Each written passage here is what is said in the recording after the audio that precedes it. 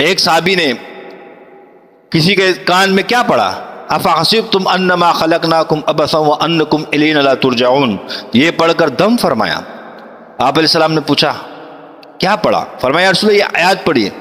آپ علیہ السلام نے کیا فرمایا کہ آپ نے یہ آیات پڑھی، اس کے کان میں دم کیا، اس کے دم کرنے سے اس کے جسم میں جن تھا وہ جل کے راکھ ہو گیا۔ اب بتاؤ یہ نبی کا فیض ہے کہ نہیں؟ نقشبندی شاذی دیکھ کے مرض کی تشخیص کرتے کہ نہیں؟ اب دیکھو اس میں تین چیزیں ثابت ہو گئی۔ کہاں سے ثابت ہے عملیات؟ کہاں سے ثابت ہے؟ نبی نے دیکھا، مرض پکڑ لیا کہ کیا مرض ہے، تشخیص ہو گئی نا، ڈائگنوز ہو گیا نا کہ جنات تھے اس کے جسم میں۔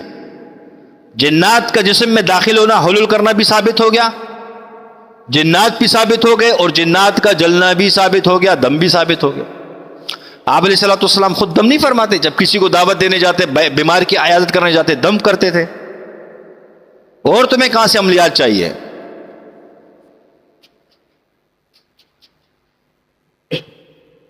باب الرقیہ، بخاری شریف میں پورا باب ہے باب الرقیہ۔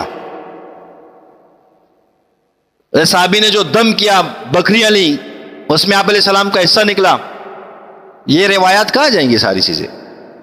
عملیات کہاں سے ثابت ہے؟ ثابت ہے۔ اب بتاؤ، اب جو حدیث کو نہیں مانتا، اب یہ تو نہیں کہ ہاں یہ حسد ہے نا کہ ان کے ساتھ نہیں مانتے، کیوں؟ اللہ کی مرضی جس کو دے، تم کون ہو؟ تم اللہ تو نہیں ہو، اللہ نے دیا نا یہ، پھر اللہ کی نعمت آ گئی کہ نہیں آ گئی؟ اللہ کی مرضی، دین کا کام جس سے چاہے لے لے۔